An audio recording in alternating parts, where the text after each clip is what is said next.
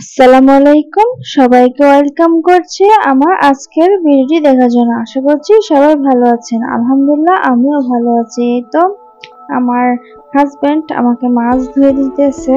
তো আজকে বাজার থেকে মাছ আনছিল, রুই মাছ আর তেলাপিয়া মাছ। তো সেই মাছগুলোকে এখন ধুয়ে নিচ্ছে ভালোভাবে। তো আমি একটু ভিডিও করলাম আপনাদের সাথে শেয়ার করার জন্য। এই তো মাছ ধুয়ে নিচ্ছে আর খুব সুন্দর করে, আর মাছগুলো খুবই তাজা ছিল। এই তো মাছগুলো ভালোভাবে ধুয়ে পরিষ্কার করে নিছে। এখন এই তো বাকি মাছগুলো বাইর করতেছে, পরিষ্কার করে নিবে। যেহেতু তাজা মাছ, পানি দিয়ে দেখা যাচ্ছে ভিজালে রক্তগুলো বেশ ভালোভাবে উঠে আসছে। আমার সঙ্গে থাকুন, দেখতে থাকুন আজকের ভিডিওটি। আশা করছি আপনাদের কাছে আমার আজকের ভিডিওটি ভালো লাগবে। এই তো মাছটাকে ভালোভাবে প্রথমে পানি দিয়ে ধুয়ে নিয়ে এখন লবণ দিয়ে ঝাঁকিয়ে মাছটাকে বেশ ভালোভাবে ধুয়ে নিচ্ছে। আর মাছটাতে একটু লবণ দিলে মাছটা বেশ ভালোভাবে পরিষ্কার হয়ে যায়। আমার হাজবেন্ড কেউ মাছ দিল, সেটা আর কি আপনাদের সাথে আজকে শেয়ার করলাম। আমাকে মাছ দিয়ে দিচ্ছে, এটাই অনেক। এই তো মাছগুলো ভালোভাবে ধুয়ে এখন পানিগুলো ফেলে দিচ্ছে। আর মাছগুলো বেশ সুন্দরভাবে পরিষ্কারও হয়ে গেছে। এই তো মাছগুলো ধুয়ে একদম প্যাকেট করে নিয়েছে ফ্রিজে রাখার জন্য। তো আজকে আপনার সাথে আমি বেগুন দিয়ে আলু দিয়ে মাছ রান্না করাটা শেয়ার করব। আজকে আমি বেগুন আলু দিয়ে মাছ রান্না করব। এই তো মাছগুলো প্রথমে আমি হলুদ লবণ মাখিয়ে তেলের মধ্যে দিয়ে দিলাম ভাজার জন্য। আর এদিক দিয়ে আমি এই যে বেগুনগুলো কেটে নিয়েছি, আর এই যে আলুগুলো কেটে নিয়েছি, বেগুনগুলো ছোট ছোট করে কেটে নিয়েছি। যেহেতু কারেন্ট থাকে না, তাড়াতাড়ি রান্না হওয়ার জন্য, দেখা যায় রান্না করতে করতে কারেন্ট চলে যায়, তার জন্য আর কি এভাবে কেটে নেওয়া, যেন তাড়াতাড়ি সিদ্ধটা হয়ে যায়। এই তো এক পিঠ লাল হয়ে আসলে মাছটাকে উল্টিয়ে দিলাম, মাছটাকে লাল লাল করে ভেজে নিব। এই তো আমার মাছগুলো ভাজা হয়ে গেছে, এখন মাছগুলো তুলে নিচ্ছি আমি। এই তো তেলটা ঝরিয়ে মাছটাকে তুলে নিব। এই তো মাছটাকে তুলে নিচ্ছি, এখন পেঁয়াজটাকে লাল লাল করে ভেজে নিচ্ছি। পেঁয়াজটাকে লাল লাল করে ভেজে নিব।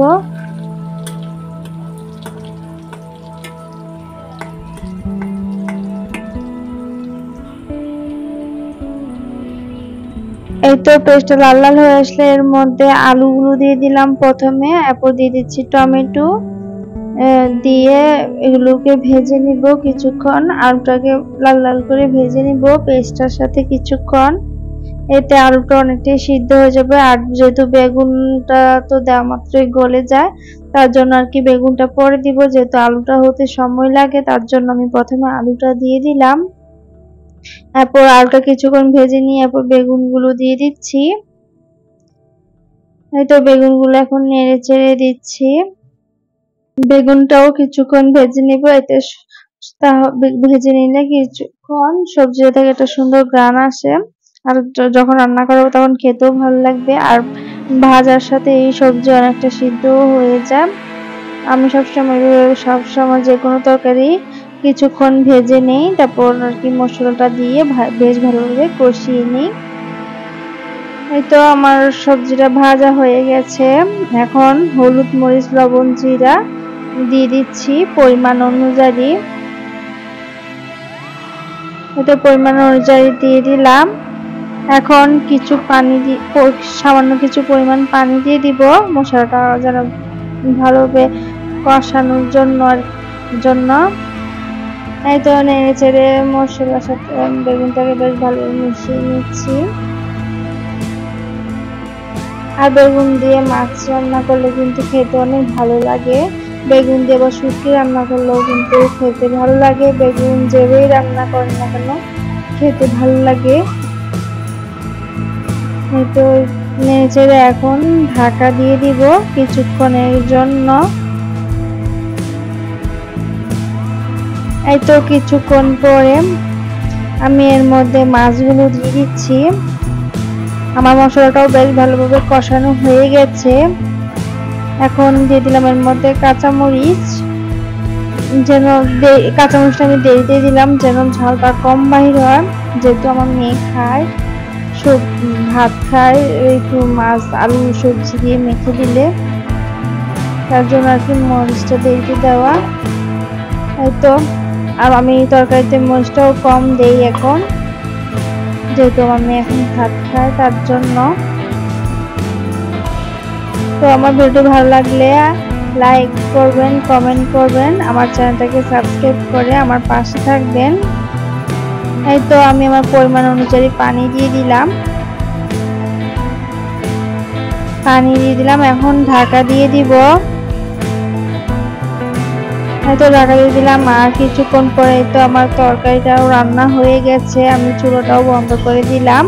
আর এখন দিয়ে দিচ্ছি জিরার গুঁড়া, হয়তো উঠানোর আগে একটু জিরার গুঁড়োটা দিয়ে দিলাম, তাহলে খেতে বেশ ভালো লাগবে। এই তো আমার রান্নাটাও কমপ্লিট হয়ে গেছে। আর এই তো মা মেয়ে বিকালবেলা একটু ছাদে গেছিলাম, আর ছাদটা অনেক বড় ছাদ। এই তো আমার মেয়ে তার খেলনা নিয়ে আসছে, মামপটু নিয়ে আসছে ছাদে, আর সে তার খেলনা কাউকে ধরতে দেয় না। এই তো ছাদে একটু আপনাদের সাথে শেয়ার করছি, ছাদ থেকে একটু ভিডিও করলাম। এই যে, আর এটা হচ্ছে সামনে একটা ফ্যাক্টরি, আর দেখতে খুব সুন্দর। তো ছাদ থেকে একটু আপনাদের সাথে ভিডিও শেয়ার করছি, চমৎকার ছিল দেখতে পরিবেশটা। এই তো কেমন লাগছে দেখতে। তো একটু পরে আর কি যখন সন্ধ্যার দিক হবে, সূর্য ডুববে, তখন সেটা আপনাদের সাথে শেয়ার করব। আর এই তো আমি একটু ভিডিও করে নিচ্ছি, যেহেতু দেখতে খুবই সুন্দর লাগছিল আমার কাছে, আর ভিডিও করা করে দেখলাম, দেখতে আরো বেশ সুন্দর লাগতেছিল। সামনে যে একটা লেকের মতন আছে, ছোট্ট পুকুরের মতন। আর তো ছাদ থেকে নিচে ভিউ দেখতে কত সুন্দর লাগছে। এই তো অনেকগুলো ঘর বাড়ি, আর এই দিয়ে সূর্যটা ডুবার সময় হয়ে এসেছে, আস্তে আস্তে সূর্যটা উপর থেকে নামতেছে। আর সূর্যটা বেশ লাল টকটকে ছিল, কিন্তু ক্যামেরাতে বোঝা যাচ্ছে না। লাল টকটকে সূর্য দেখতে কিন্তু খুবই ভালো লাগছিল। আর এদিক দিয়ে তো বাঁধাকপির পাকুড়া, এগুলো হচ্ছে কিনে আনা হয়েছে, তো এখন সস দিয়ে খাবো। আর আমি ভিডিও করছি দেখে আমার মেয়ে পাকুড়া গুলা ধরতেছে না, আমার ভিডিও করা শেষ হলে সে পাকুড়া গুলা খাবে, তার জন্য আর কি বসে আছে।